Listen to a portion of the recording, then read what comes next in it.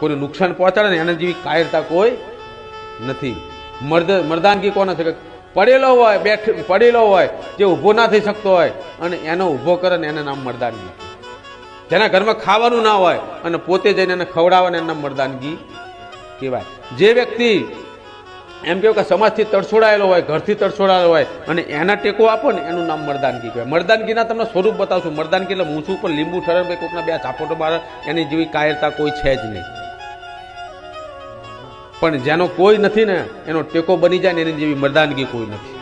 અને એને જ મર્દ કહેવાય. મર્દની વ્યાખ્યા તમને સમજાવો. મર્દ કોને કહેવાય? મર્દ એટલે બાહુબલી નહીં. જેના સ્નાયુઓ મજબૂત હોય એને મર્દ ના કહેવાય. સ્નાયુઓ તો આખલાના બળદોની મજબૂત હોય છે. હા, પણ જેને નોંધારાનો ટેકો બની જાય ને, જેને નોંધારાનો આધાર બની જાય એનાથી મોટી મર્દાનગી કોઈ છે નહીં. તો એવા મર્દ બનવાનું છે. રણભૂમિની અંદર 25ને વાઢી કાઢે કે રણભૂમિની અંદર 25ને વાઢી કાઢે, એ તો યુદ્ધ થતા હતા એની અંદર 25ને વાઢવાની વાત આવી. પણ આ સંસાર પણ એક રણભૂમિ છે. એમાં 25ને બેઠા કરે ને એવું કહું છું. તમારા જીવનની અંદર તમે 25ને બેઠા કરી શકો તો તમારી જેવો મર્દ કોઈ છે નહીં. અને તમારી જેવો સંત પણ કોઈ નથી. એમને બે વસ્તુ મળશે, મર્દાનગી પણ મળે છે, સંતપણું પણ મળે છે.